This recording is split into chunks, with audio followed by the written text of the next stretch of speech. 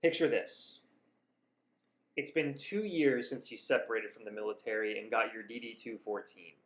It's been 2 years since you did any sort of cardiovascular training, but one morning after waking up and having settled into your comfortable civilian life and your new home and your new job, you've decided that it's time to pick up those shoes and go for a nice 2 mile run to see if you can still keep that Army qualifying time. So you lace up your sneakers and you head out the door, and about a quarter of a mile in, reality hits you. You feel your knees creaking and screaming. Your low back is starting to tighten up on the right, and you realize that you're having the hardest time breathing that you probably did since, well, before basic training. And reality hits you like a ton of bricks. You're nowhere near the same level of fitness you were just 2 years ago. And you can't just turn it on and go back and pass that ACFT that you thought you could have. For a lot of veterans, myself included, because this is my story, the post-service body reckoning comes for us all. It's the uncomfortable realization that the body that we cultivated for years is gone. And that entropy and time are starting to catch up with us. The realization that if we aren't doing something to maintain our health, we're actually losing our fitness. Today we're going to delve deep into why this happens, why we lose that strength, that cardiovascular fitness, and our flexibility. And more importantly than that, we're going to focus on what we can do about it. I am Dr. Hint, and today we are going to delve into this on Mission Ready Body. If you're new here, this podcast is about helping veterans maintain operational fitness for life after service. For the decades after we get out, how can we have happy, healthy, and fit lives that we can spend with our children and our grandchildren? Last episode, we talked about the mission of this show and the gap between military fitness culture and sustainable health practices. And today we're going to be getting into what happens to your body after you get out. See, the thing that nobody tells you when you're doing SFL tap, for example, is that your body has been accumulating damage for years. Every ruck march, every jump, every FTX. It turns out wearing 80 pounds of gear, day in, day out, wears on our joints. And while we were in, we found ways to compensate. We were younger, so our bodies bounced back quicker. We were more resilient, and we were definitely motivated. I'm looking at you, Marines. You guys drink the Kool-Aid like nobody else. And we all pushed through, and pain just became our background noise. And we adapted. But when we get out, something changes. It could just be the reduced activity level. It could be the fact that we recognize that we don't have to do as much. There's no demand to do as much. There's no first sergeant breathing down our neck. There's no mission critical reason why we should keep pushing through. No matter what it is, what ends up happening is finally we start paying attention to the signals that our body has been sending all along all those years. The realization that we come to is that we can't keep treating our body the way that we did while we were in. Every exercise can't be 110%. Every rep can't be 1,000%. It suddenly comes crashing down on us that we have to change how we're training.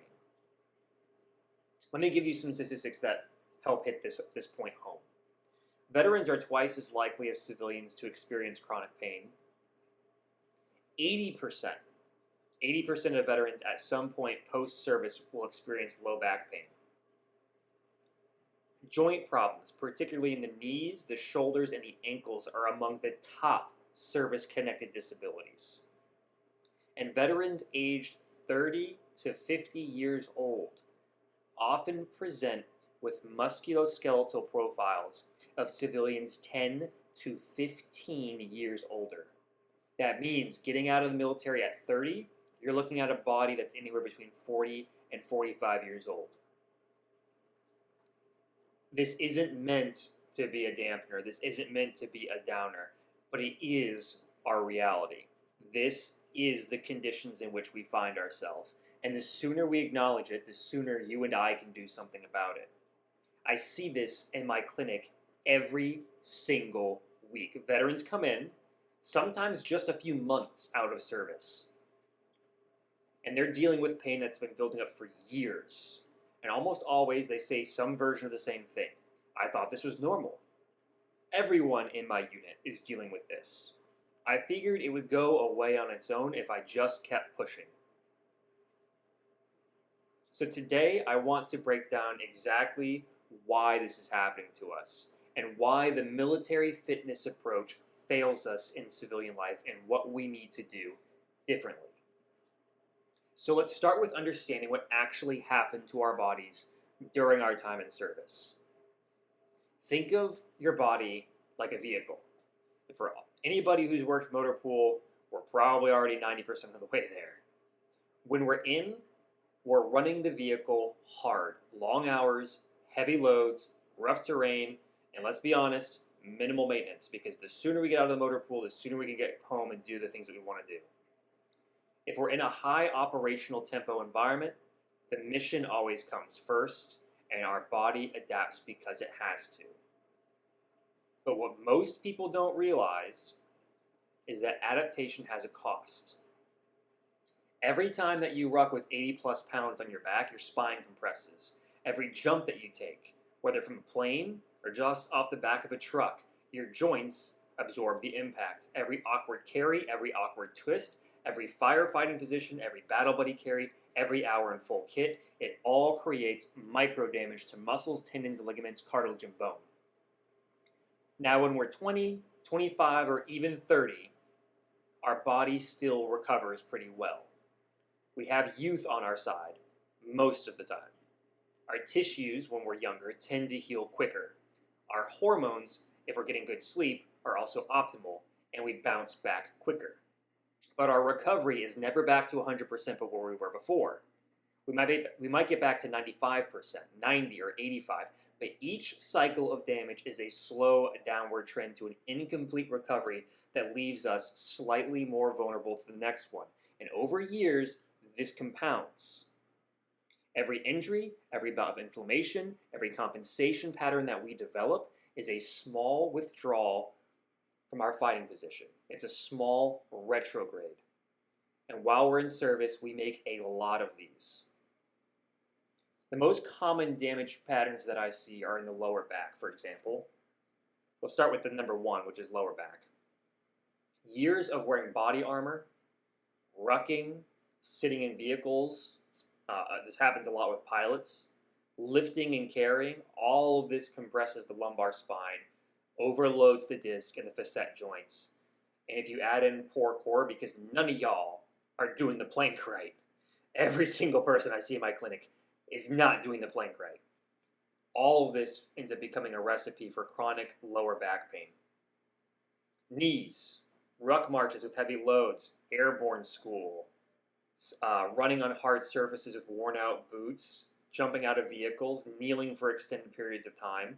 Our knees take a beating and cartilage wears down, meniscus tears develop, and the vast majority of people I see will develop patellofemoral pain syndrome at some point, which can become chronic. Shoulders. Oh man, don't even get me started on shoulders. Protracted shoulders, shoulder impingement, anything that involves overhead work, carrying heavy rucks, sleeping in awkward positions, any fighting position or in the vehicles, anybody, repetitive tasks. The rotator cuff and shoulder joint accumulates damage like nothing else, and many veterans develop significant issues and require surgery later on in their lives. Hips, sitting in vehicles for long hours, then immediately going to high intensity activity like reacting to fire. The hip flexors are specifically notorious. In the clinic, I see tight hip flexors all the time, which also contribute to low back pain. The glutes get weak. Everybody thinks they're squatting right, so they come in and you get assessed, and it turns out you don't have any glute strength. We all end up developing movement pattern compensations that end up feeding our pain. And then, of course, the neck. I call it analyst neck. Forward head and rounded shoulder posture from wearing helmets, looking at screens, carrying heavy loads. and of course, cervical spine compression are all incredibly common. Now, all of this is happening while we're in, but because we're young, we're motivated, and we can push through, we fail to notice it. And that's especially true if we have a command structure that doesn't want us to take care of ourselves and keep saying prioritize the mission first instead of take care of yourself and get back into fighting shape. Pain is weakness leaving the body is a mantra I heard. Suck it up. Don't be that guy who falls out. So we develop this ability to disconnect from the pain, to push through, to normalize dysfunction, because that serves us in the moment. It's our survival tool, and it helps us get through the mission. But it doesn't serve us long term. So what changes post-service? Well, first and foremost, our activity level drops off. Unless we're extremely intentional, we go from very high-level activity, PT, in the morning or in the evening, depending on when your unit had it, training exercises, PT tests, and physically demanding work to a desk job, or just in irregular activities, sitting a lot, standing a lot, driving a lot, commuting. Our cardiovascular fitness is the first thing that's going to decline. Then our muscle mass, and suddenly all the compensations that we had hiding in the background are going to come to the forefront. And that's not even taking into account the new compensations our body is starting to develop. Second, we start paying attention because now we're realizing this. When we're in the military, there's always something more important than our aches, our pains. It's the mission, it's the team, it's the next training cycle, it's the next event. But when you get out of that and you settle into civilian life, all that goes away and you start noticing things like, my knee pain really does hurt with this commute. It hurts every time I go up and down the stairs. My back is killing me from this drive. It's not just background noise anymore. Aging catches up. If we're in our late 20s and 30s when we get out, we're hitting the age where recovery really starts to slow down naturally and testosterone begins to decline if we're not careful. Collagen production also decreases. Injuries that used to heal in 2 weeks now take 2 months, and the body becomes less forgiving. And finally, this is a big one. I'm going to try and not delve into my personal issues with this one, but the identity shift. When you're in, you have an identity. Everybody around you looks for you to be your rank. They look for you to be your MOS. They look for you to be that guy or that gal that does that job. And that's tied in part to our physical capability. Whether you're a soldier, marine, sailor, airman, guardian, coast, whatever, being physically capable is part of our job description. And a lot of us took pride in how fit we were. But when you get out, your body really doesn't have to adapt to that image anymore, unless everybody around you expects you to be that fit veteran. It can feel like you're losing part of who you are. I used to be able to run 5 miles in 40 minutes without thinking about it, but now I can barely do 2 within like 30. What's going on? Why are my knees hurting with this? That's all part of the post-service body reckoning, and it happens to almost every veteran at some point. So why does military fitness fail us in civilian life? Let's talk about the fitness approach that got us through service, but why it's not going to get us through the next 40 years. And I want to be clear. I am not saying military PT is bad. Military PT is set up and designed for a purpose. It builds discipline, mental toughness, unit cohesion, and operational readiness. And those are all incredibly valuable, and they make us the best fighting force on the face of the planet. But it is not designed for longevity. It factually cannot be. It's designed for performance for men in their late teens, their early 20s, and their 30s. And that's the problem. Military fitness revolves around passing PT tests. Whatever your PT test was for your branch, it was all about hitting the standards. Run this fast, do this many push-ups, carry this guy over here, score this high. But PT tests do not measure your health. They measure specific performance of tasks. And you can pass a PT test, have terrible movement patterns, chronic pain and serious dysfunction. I'm sure we can all remember that guy or that gal that should not have passed the PT test and then did, and then scored higher on us than a couple of events. Real health and longevity are about functional capacity, mobility, and strength across several movement patterns. It's about cardiovascular fitness, and it's about the absence of pain and limitation, and none of that, you'll notice, was scored on your PT test. The second problem is that a lot of military PT is high volume, high impact, and low recovery. Max effort workouts are the thing. More is better. More volume, more weight. And there's very little focus on proper recovery, mobility, or addressing any muscular imbalances. You run because you have to run a certain distance to pass the test, and you run when you're told to. You run on Monday, Wednesday, and Friday if that's your unit schedule. You don't ask and you don't get a vote. You do push-ups and sit-ups because that's what you're tested on. You ruck because it's part of the job. But nobody's teaching you how to mobilize your hips, how to make sure that you're not elevating one shoulder while depressing the other. No one goes in and cues you that your left glute is getting weaker than your right glute when you're doing squats. And no one is interested in addressing that nagging shoulder pain because everybody has nagging shoulder pain and nobody knows how to fix it. The work that you're doing is not about being resilient. It's about being young and powerful and accomplishing the mission at any task. And that's going to feed into breaking us down when we're older. Another reason, number 3, the military reinforces the no pain, no gain mentality. Pain is seen as something to push through, not a signal to really truly pay attention to. And again, in certain contexts, when in combat specifically, that's extremely valuable. But as a long-term approach to fitness, it's incredibly destructive. Pain is your body's warning system that something's going on, and ignoring it doesn't make you tough. It just leads to injury. I cannot tell you, when I was a student at the VA, how many veterans I saw that had waited years to address an injury because they thought they would be able to tough it out before it became too big of an issue for them to surmount. Sometimes by the time that they came into the clinic, the only option they had left was surgery. Something that could have been a simple fix a decade ago had become a chronic, complex problem. Problem number 4. Military PT does not account for individual differences. It's not meant to. It's meant to standardize and have unit cohesion, not figure out why Private Snuffy needs to do extra squats when everybody else needs to do extra push-ups. Military PT is inherently one size fits all. Everyone needs to do the same workout, regardless of their injury history, body type, or individual needs. It's for the necessity of operational efficiency. But again, that's not good for our individual long-term health because we need individual PT. We might need hip mobility work. Snuffy might need shoulder mobility work. Someone else might need upper body strength. Another person might need to dial back running because they're starting to get shin splints.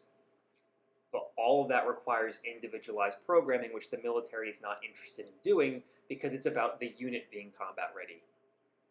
And it doesn't have the time and the resources to go through and to check every single soldier on their individual fitness and then tailor a program just for them. At least not yet. Next, military PT measures success by extremes. Whether we like it or not, our culture in the military celebrates extremes. Those who can run the fastest, those who can max out a PT test, who can take the biggest hit during gator ball, who can push the hardest. All of this reinforces the implicit idea that if you are not maxing out at something and everything, you're not really fit like them. But extremes are not sustainable, and chasing them often leads to burnout and injury. Real, sustainable fitness is about consistency, discipline, balance, and gradual progression over years and decades. It's not the Instagram-worthy 1 rep max every other week. But it does work. So the bottom line is that military fitness is designed to produce operationally ready service members in their peak physical years. It's not designed to produce healthy 50, 60, 70, or 80-year-olds. And when you get out, It's up to us to shift that mindset, which is the whole point why I'm creating this podcast. We have to let go of the metrics that defined our fitness in the military and adopt new ones that actually measure our health and our longevity. And that is hard because a lot of veterans, a lot of us, whose military fitness standards were a part of our identity, letting them go feels like losing a part of who we were. But here is how we have to frame it. We're not letting go. We're evolving. That was the mission. That was the task. That was the parameters then. We have a new mission set, new parameters now. And we are going to apply our discipline and our work ethic that we learned in the military to this mission. Staying healthy, staying capable, and as pain-free as possible for the rest of our lives.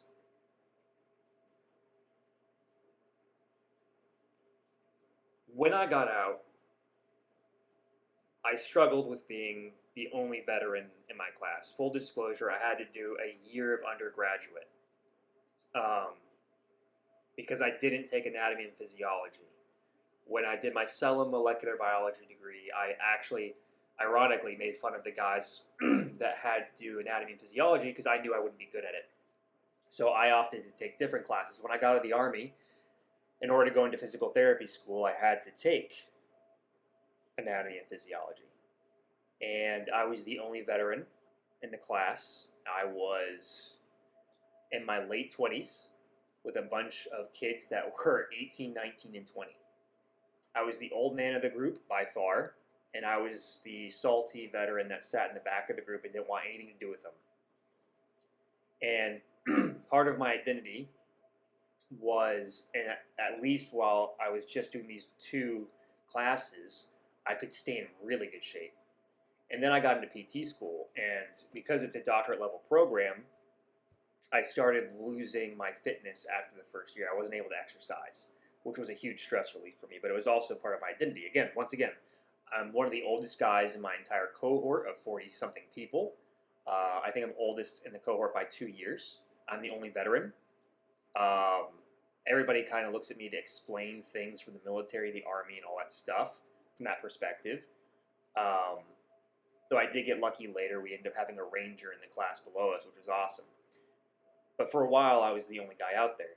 And as I started losing the ability to go to the gym and work out for 2 hours like at a day that I was used to help blow off steam, stress, and refocus my mind, I started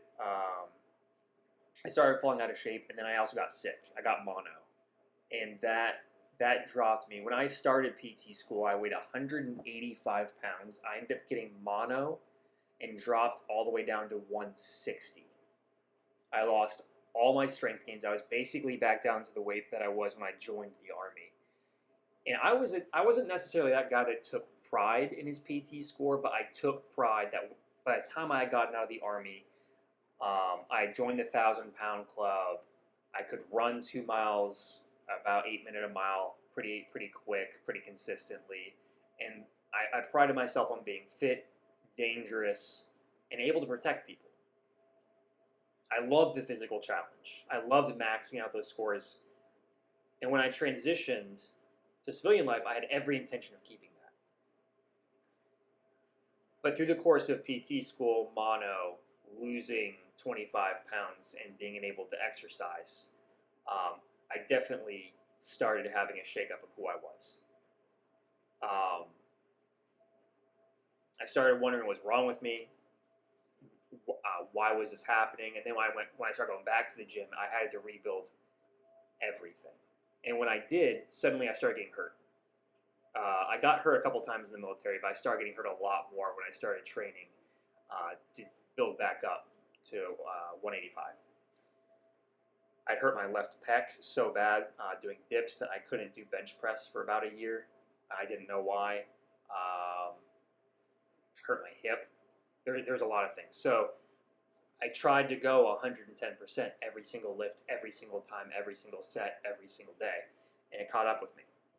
So I started wondering what's wrong with me. I used to be able to do this without even thinking about it. I used to be able to lift heavy. I was in the 1,000-pound club. Now I try and do an overhead press, military press with 95 pounds, and my shoulder flares up for 2 weeks. In my mind, I'm thinking, I'm only 28. This shouldn't feel like this. It shouldn't be hard. And underneath all that frustration was the fear. Am I getting weak? Am I losing the ability to be dangerous? Am I losing who I was? And I think a lot of us go through some version of that. Because being in the military, physical capability is tied to our value, it's tied to our respect. And we are judged on our PT score. We're judged on our ability to ruck. We're judged on our ability to accomplish tasks, and we're also judged on our presentation. If we don't look the part of a soldier, we aren't one, right? A lot of people will say, you're a string bean, you're not a real soldier, you don't have the build of a soldier. The guy that fills out the uniform and looks like Henry Cavill, straight out of Ranger School, that's who we all aspire to be. So when I got out, my body wasn't cooperating anymore. It felt like I was losing a huge part of my identity. And so here's what I had to learn, and here's maybe what you need to hear. Your worth is not determined by your runtime. It is not defined by your deadlift or your 1,000-pound club. It's not tied to your ability to carry your battle buddy or to shoot a certain score. Your identity is not tied to that old-fashioned PT score. Those were things that the military used to measure performance that we ascribed value to that made us feel valuable. But they are not the measure of who you are. The goal isn't to be who we were when we were in our 20s. The goal is to be the healthiest, most capable version of yourself at whatever age you are now. That doesn't mean you won't run fast. It just means you might not run as fast. That doesn't mean that you're not going to lift heavy. It just means you might not lift as heavy as you did once. But it does mean that you're going to run with better form. It does mean you're going to lift with better form. It does mean you're going to have the ability to prioritize mobility and recover better. That's not weakness. That's wisdom. It's applied strength in the correct way to have the proper outcome. It's like some Bruce Lee stuff, right? It's taking the discipline and the work ethic that the military instilled in all of us and redirecting it towards something sustainable for us, something that will serve us for decades. I see veterans all the time in the clinic, from 50 all the way up to 80. And by the time that I'm done with them, they're pretty strong, mobile, and they are pretty much back to being active, to doing what they're wanting to do. Not because they're training like they did when they were 20, but because they adapted. And that's the path that I want for all of us. So let's get practical. If you're listening to this and you're thinking, okay, I get it, I need to do something different, but what am I supposed to do? Here is the roadmap. 1, we're going to shift our metrics. We're going to stop measuring success by our old PT standards. We're going to start measuring it by functional capacity. Can you do the things that you want to do in daily life without pain and limitation? Movement quality. Are you moving well with good form, full range of motion, good posture?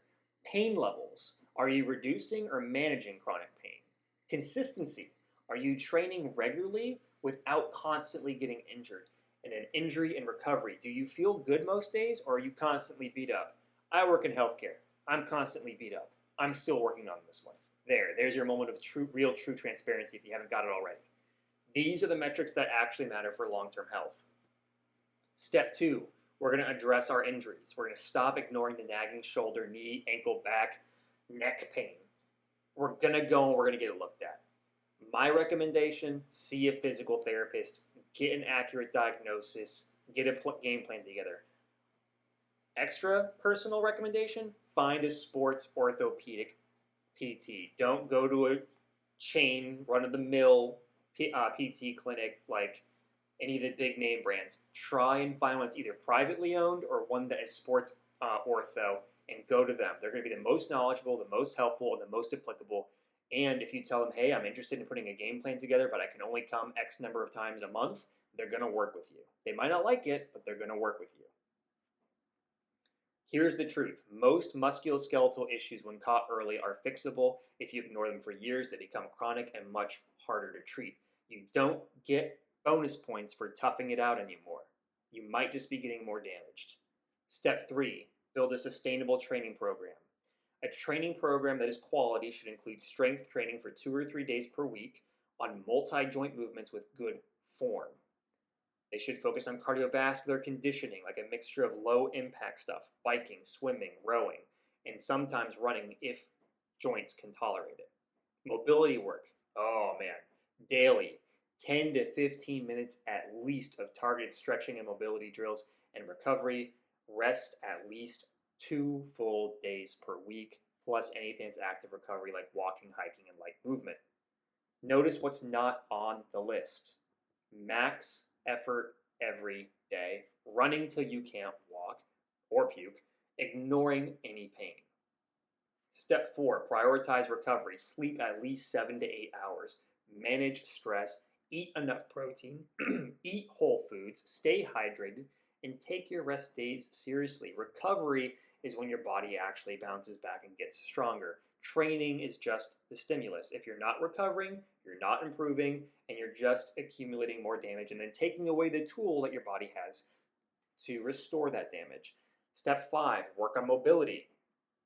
Most veterans, their issues when they come into the clinic, 90% of it is they don't know how to stretch. And then the 10% of it is they just have to strengthen what they stretched.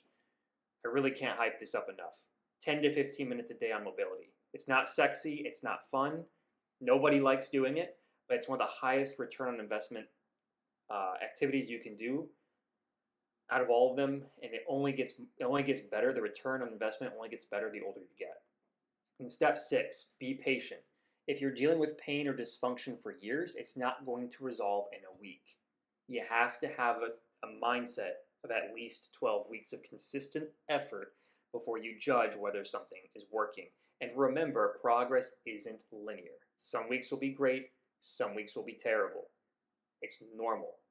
It's just human nature. If you weren't working out, it'd be the same thing. So just keep showing up. So, action steps. Let's make this real. Here are 3 things you can do this week to start addressing your post-service body reckoning. 1, take inventory. Grab a piece of paper or open your notes app. Write down every chronic pain or limitation you're currently dealing with and be specific. Not just my back hurts, but more like I have low back pain on my right side that gets worse when I sit for more than 30 minutes. Don't write my shoulder's messed up, but write I can't reach overhead without pain in my left shoulder and it runs all the way down my left side whenever I try to press weights or lift something. Getting specific helps you and whoever's going to treat you in the future understand what you're actually dealing with, and that makes it easier for them to address. Step 2, rate your functional capacity on a scale of 1 to 10, where 10 is I can do this like an Olympic athlete, and 1 is I can't do this at all. Where are you with the actions that you want to get back to? I usually pick 3. 3 activities. It could be like tennis, getting off the floor without using my hands, sitting up from a steep chair.